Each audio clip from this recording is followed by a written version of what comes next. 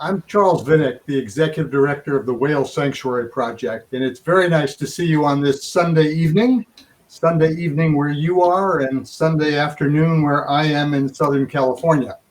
But I'm here with Dr. Amanda Babin, one of our newest members of the Whale Sanctuary Project team, and I'll be introducing Amanda to you more formally in a moment. But first, I just want to thank you for joining us this evening. It's nice to have you together on Facebook, and I hope you're all well and getting back to normal far more readily and far more effectively than we are here in the States. I hear that that's happening, and I'm glad that it is. And I also just want to mention that Lori and I are wishing that we were there with you personally. We miss being with you. We're sorry that we're not. We're waiting eagerly to be back in Nova Scotia. But I mainly want to assure you that whether we're here where we are or whether we're there with you, that we're making progress in every way on bringing the whale sanctuary to Port Hilford. And we're looking forward to it being a reality as much as you are. And I have to say that we're very much on track in a lot of the work that we're doing, and particularly on the work that we're going to be talking about with Amanda this evening. I also want to give a shout out to a number of people, but particularly to Amy Simon. You all know her as the superstar that she is, and I have to say she is being a superstar for us in every way. And so that's really what's taking place. And we'll be talking more about some of the things that she's been doing, as well as things that Jamie Anderson and Stephen Fleming are doing. And in the course of this discussion tonight, you'll hear about a number of your neighbors who are also helping us in every way. And so our central theme of tonight is to talk about environmental studies and the environmental studies that we're doing. So in order to do that, I want to introduce more formally Dr. Amanda Babin. She is the person who is doing and leading the work that we'll be talking about tonight. So Amanda, please tell us a little bit about your background and why you're doing what you are. Oh, goodness. Hi, everybody. It's great to be here tonight. I want to let you know that I'm a Nova Scotianer, like most of you. I grew up in Shubenacadie, and I'm part of the Free Willy generation. And that inspired me to go to school all the way through to my PhD.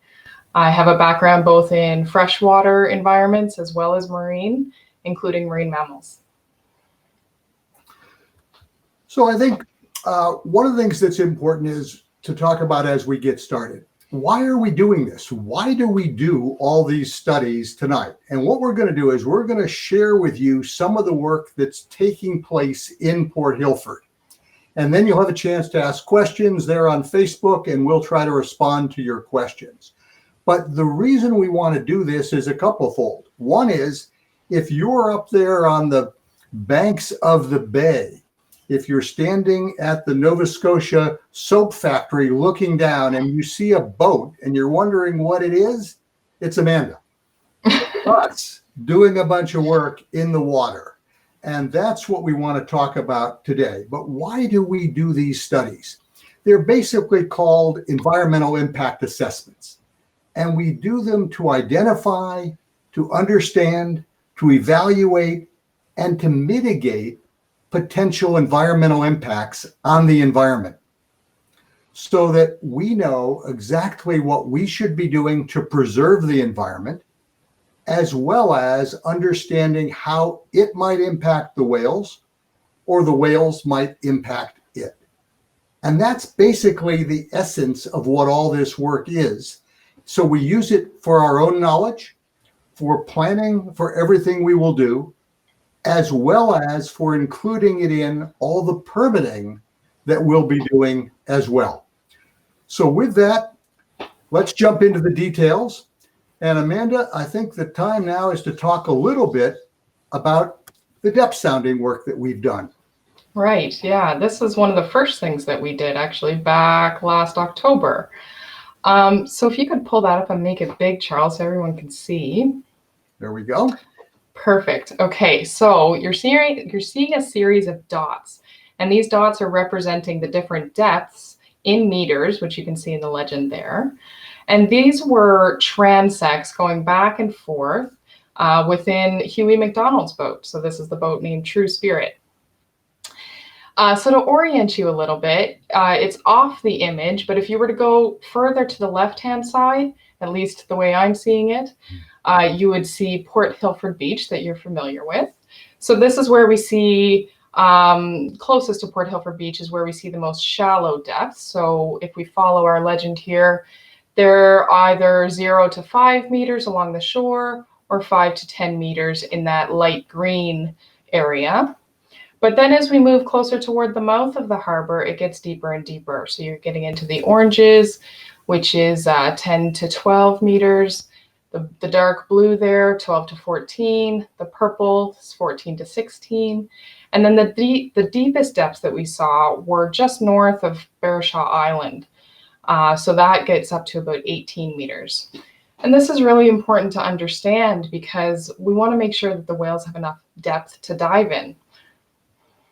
So part of what we're doing with this, and we can kind of come back on screen with you, is that we're looking to understand the depths, as Amanda mentions, and that will help us plan where the net configurations can most effectively be. And I want to mention that, we haven't planned that yet. We've got a lot of ideas, but until we're able to sit down with all of you and go through all the options of where to position the nets, we want to take that planning slowly. But understanding the depths and understanding what we'll need to install the nets is a big part of our work. So with that, we also want to talk certainly about some of the other work that we're doing. And that is some of the work that we're doing in acoustics. So now let's talk a little bit about that, Amanda. Yeah, this is my favorite part. And that's because it's so important to the whales. The whales don't use their vision quite as much as we do to understand their environment. They more rely on sound. So they use clicks and whistles to navigate throughout their environment and also to communicate with one another. So because of this, we want to make sure that the soundscape of the environment is a low enough volume that they can hear one another. So to do this, we partnered with Force and RMI Marine. So that's the boat that you can see out there in the harbor. And they put down a hydrophone that you can see in the corner there. A hydrophone is just an underwater microphone. And that was put down for about 2 weeks during the lobster fishing season. And when we analyze those data, we'll be able to understand what the ambient or baseline noise levels are, and also what the volume of the boats going by are. And so with that, we're understanding the current sounds, those sounds that were taking place during that 2-week period. And as we go forward, one of the things we're going to be doing is putting down an array of hydrophones. And we will always have hydrophones in the environment when the sanctuary is operational. Now, why would we do that? Because it's not about the boats so much. We certainly want to know what noise is down there, but we also want to be able to hear the different kinds of sounds, basically the vocalizations of the sanctuary animals. And it's also an early warning system to know what other animals might be coming into the marine environment. So looking ahead, we're talking with a number of research scientists about the best way to create a hydrophone array in the bay. And that's one of the things we'll be going forward with, tools very similar to the one that you were seeing in that image. And that helps to identify the types of equipment we'll be using going forward. Yeah, and there's one more thing, Charles, I'd like to say about that particular hydrophone that's special, is that it is a high frequency hydrophone, which means that we're kind of pretending like we have the ears of a whale, and we can perceive those noise levels as the whales do.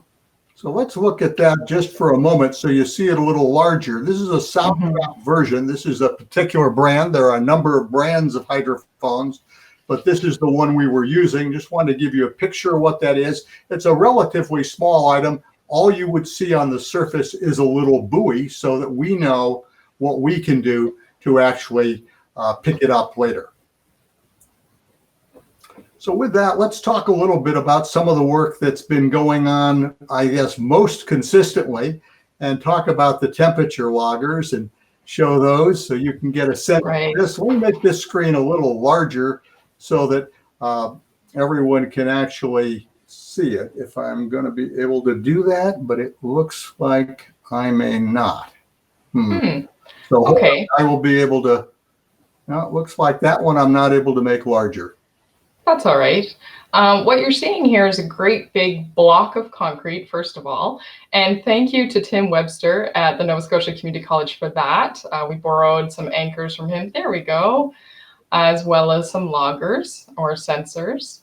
So this, what you're seeing off of that anchor is a rope holding a temperature logger. So we had 9 loggers in the air, or sorry, actually we had 9 loggers underwater and 1 in the air. And these loggers were measuring water temperature at different depths. And I can share with you what we found there.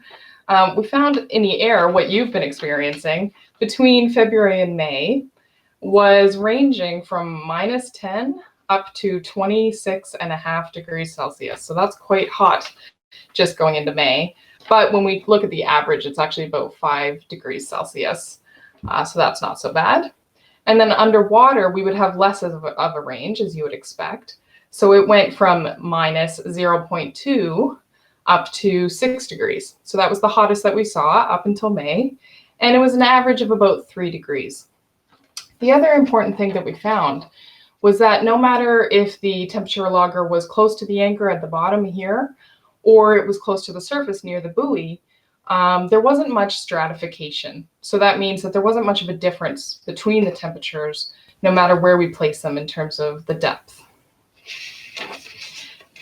Would you like me to talk about water pressure as well, Charles? Yeah, please. Let's go into that and tell a little bit about what we learned from taking the water pressure samples. Yeah, so water pressure isn't a direct measure. It's a measure of the pressure of the water as you go down in depth. So this particular logger would have actually sat in the little well that you see on top of that anchor. So it was right at the bottom. And as you go down every 10 feet, you will get an extra atmosphere of pressure, they call it. So that's why we have a hard time with our ears as we're diving down. So water pressure can be translated into water level. So we know the depth of the water above that logger. And when I ran those data, we saw a range of 14 to 17 meters depth. So the differential there is about 3 meters. And that's a little bit larger than we might expect from the tidal gauge, which is actually next door in Port Bickerton. The reason this is important is because I'm too hot right now, and whales need to be in a suitable water temperature and also not be moved around too much by the waves. And going forward, do we have more of these sensors in the water, and how are we going to keep them, and what are we going to be doing as we look ahead with these temperature and pressure loggers? That's right. There's actually 5 temperature loggers and a pressure logger out right now. Huey and Doug McDonald and I put them out last Friday, I think, on the 24th of July. So this will give us, again, just a time series, a long record of the water temperature. And it'll be most important at this time of year to get those extreme high summer temperatures. I say extreme, but of course we're talking in the water. It's still cold to us, isn't it? And then the other thing that'll be neat for those of you hearing about the first hurricane coming up the coast next week is we have that pressure logger underwater. So when I go to download those data, we'll understand just how wild and crazy those waves were. Good. So with that, I think what we'll do is move that image off. And we'll talk a little bit now about some of the water sampling and even the freshwater sampling that we've been doing. Yeah, that's right. So it's very important to link the surrounding landscape to the harbor because of course everything is interacting. So we want to understand what's going on in the freshwater streams that are coming into the harbor. So here you're seeing me. This is actually in Twyford Brook. So I'm doing a little dance by the net there to collect the invertebrates that live on the bottom of each of these streams. And then I went home and I identified each of those species. And what I found is that at least 70% of the species in each stream were indicators of good water quality.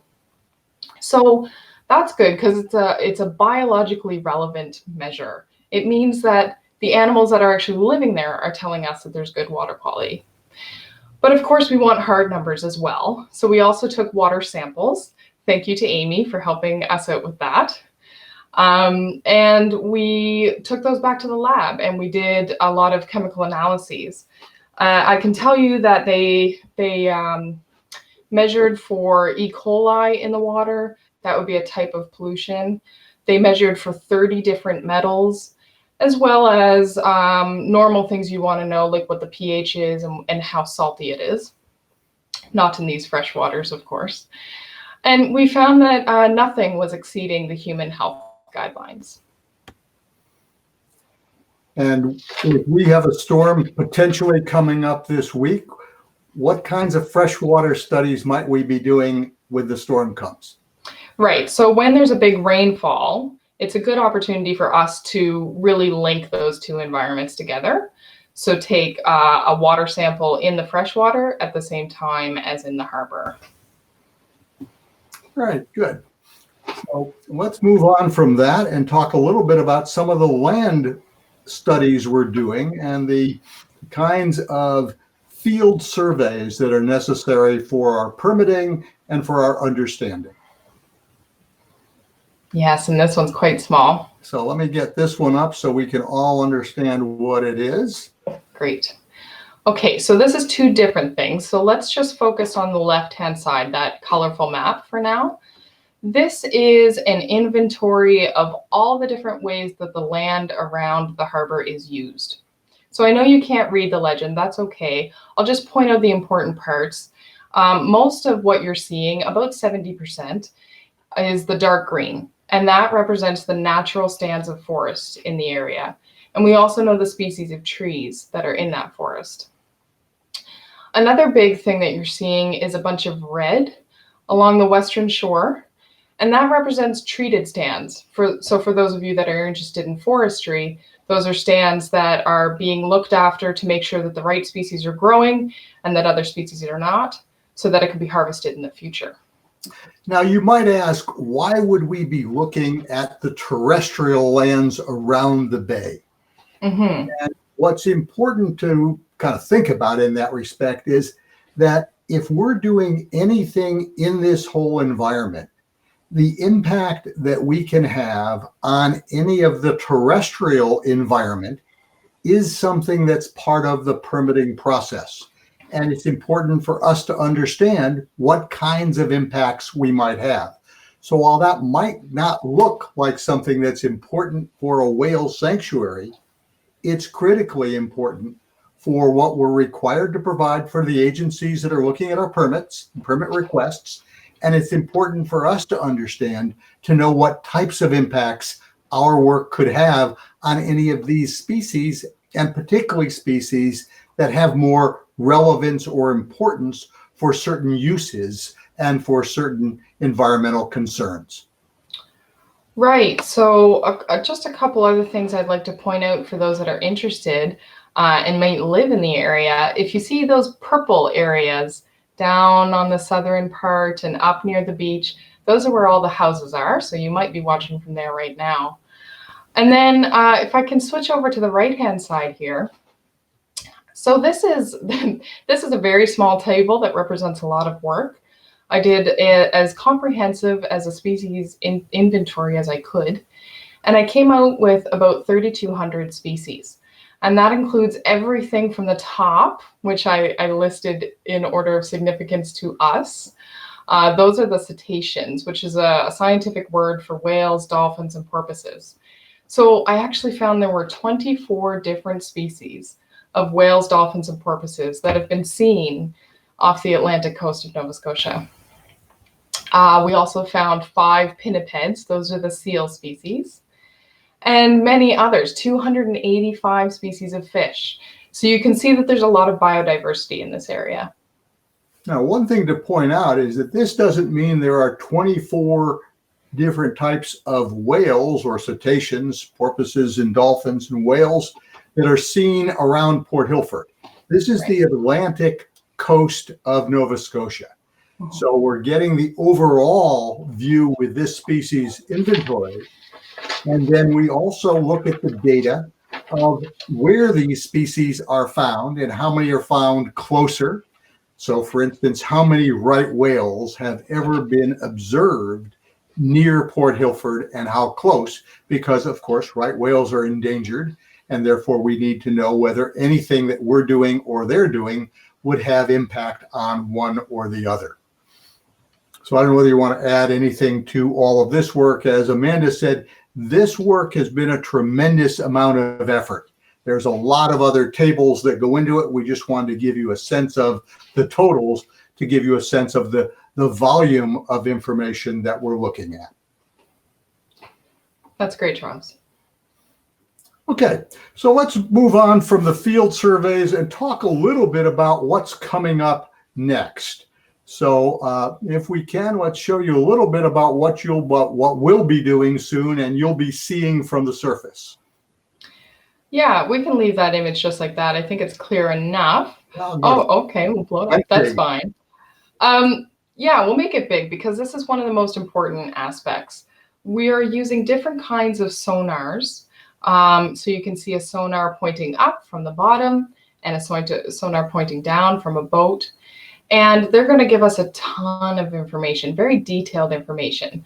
We're going to know how the seafloor looks in a lot of detail, so we can understand the kind of map of the bottom, but also know if there's anything down there that we might need to get out of the way and pull up any kind of, well, as Charles likes to say, if somebody left an old car down there. We need to know that. The other kind of sonar that we're going to use is called an acoustic Doppler current profiler, or an ADCP. And that's a sophisticated piece of technology that measures in great detail what the water currents are doing.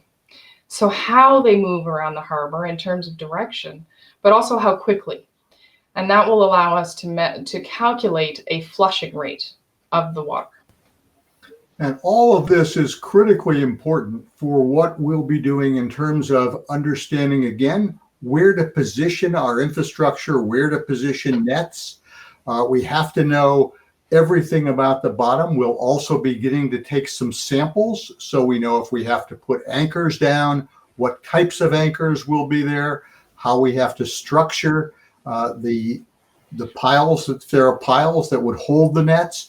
All of that information comes from doing this work that Amanda's been describing. So this gets into a lot of the, what I would call almost hard engineering data that we begin to need. And so we're looking forward to beginning that work within the next couple of weeks. It's dependent, of course, on weather.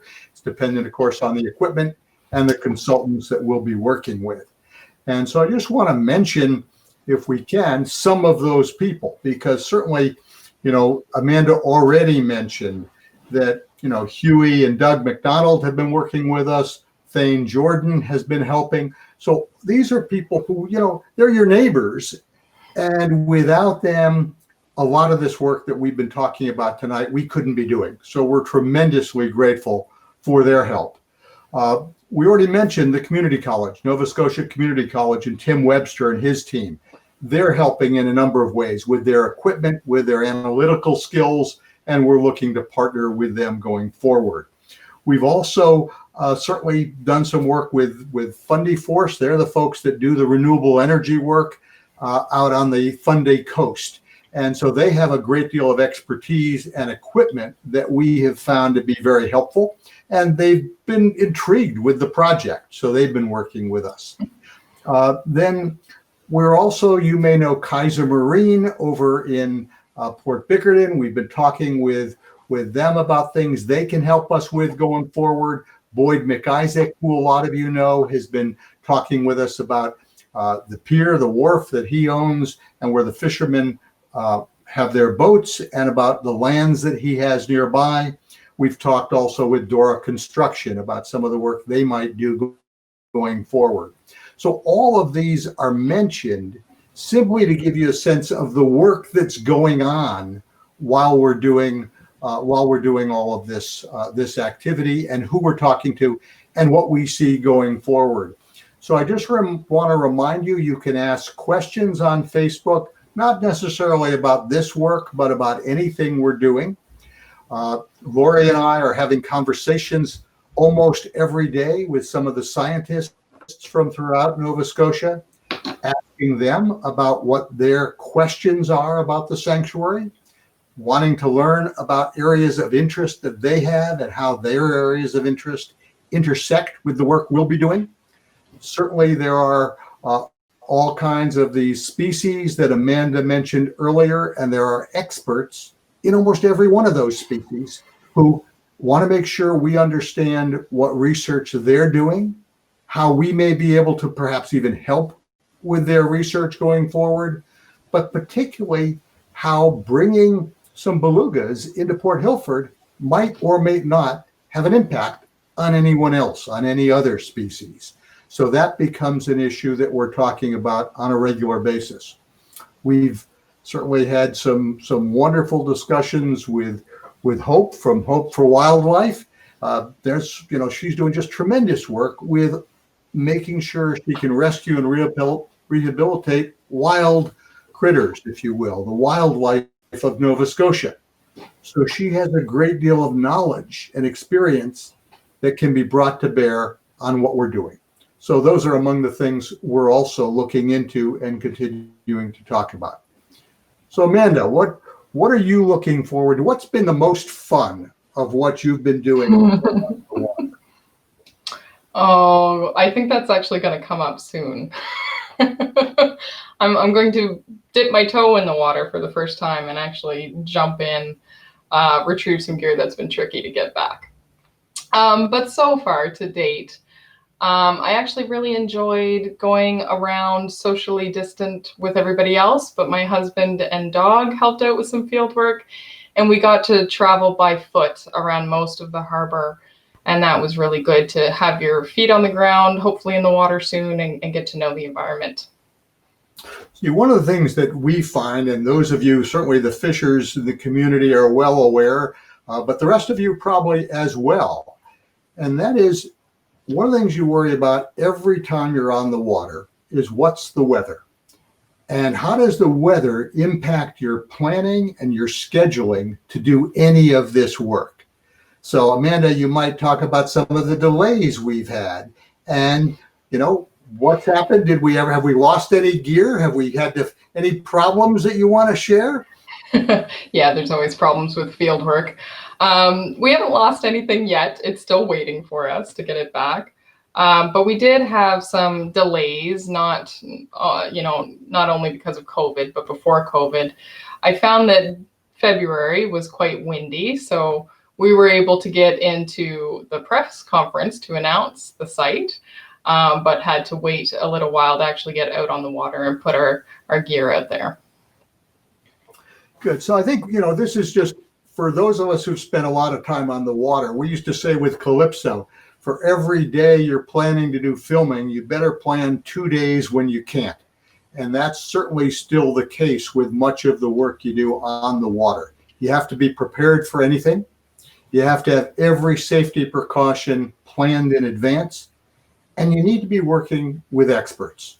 And so working, with Huey and Doug and Thane, these are men of the water and men and women of the water with their families. And those are people who are critically important to anything we do going forward. And I just want to make sure we're giving them the appropriate shout out that we should be, because they've become good friends, but they're also people we rely on every day.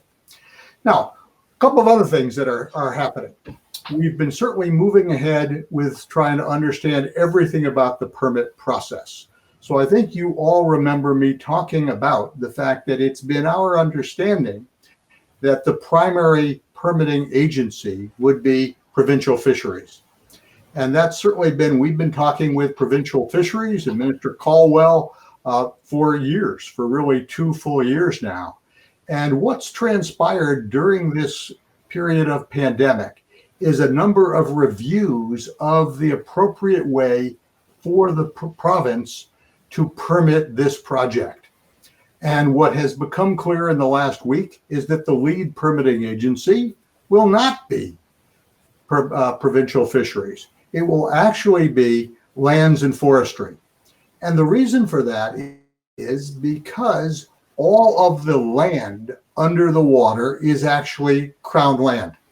So where are we having the most impact from an agency perspective? It's really on the use of the water space. So the lead agency will be lands and forestry, but provincial fisheries, DFO, Transport Canada, all of these agencies will also be involved with us. So that's certainly what's going forward. That work is beginning in much more intensively now, and we'll be continuing all of that work in the coming days and weeks. So that's happening. Our work with the scientific community will be continuing. The work that Amanda has been talking about tonight will go on nonstop. And again, we're looking forward, Lori, myself, our team in the US, to being back. But I honestly don't know when that'll be. We're not doing so great here in the States. When you'll let us back in isn't clear to me, and how much you'll require that I sit privately in a garage, privately or in a hotel room when I come isn't clear. So we just have to think about all of that as we plan when we're back. But what I want to reassure everyone is that the work continues whether we're there or not. We've become somewhat adept with all of this social media conversing. I kid around with everyone that my middle name is now Zoom, and we're on Zoom every day, or Skype or Facebook or what have you, and that will continue. So I don't see any additional questions at the moment from any of you, but if you have them, we're happy to respond. And if not, I just want to really thank you for joining us tonight. My thanks and our thanks to Amanda for all the great work she's doing, to Amy and Jamie and Stephen for all the work and the help that they provide, and frankly, to all of you for being such great friends and great supporters. And please continue to check out not only the Facebook page for Port Hilford, but the Whale Sanctuary Facebook page, Instagram, and of course our website. So thank you very much. Have a great rest of your evening and look forward to seeing you again soon. Thanks, everyone. Thank you. Bye. Bye. So wait, we've got a question here. Wait, there's a question coming in. So does any of the equipment being used have any impact or effect on any of the fish or the seals in the area? So is any of the equipment you're using, Amanda, having an impact on any of the critters in the environment? Right. No, because it's all passive. The loggers are just sitting there every so often taking a measurement, and the hydrophone is also passive. It was listening rather than putting anything out into the environment. Yeah, and basically all of the work we're doing now is passive. It's our gathering data and gathering that for all the work, both for ourselves and for the permit applications we're making, but not doing anything that puts anything new into the environment other than some gear. So again, thanks everyone. Look forward to seeing you soon, and we'll talk again soon. Thank you. Good night.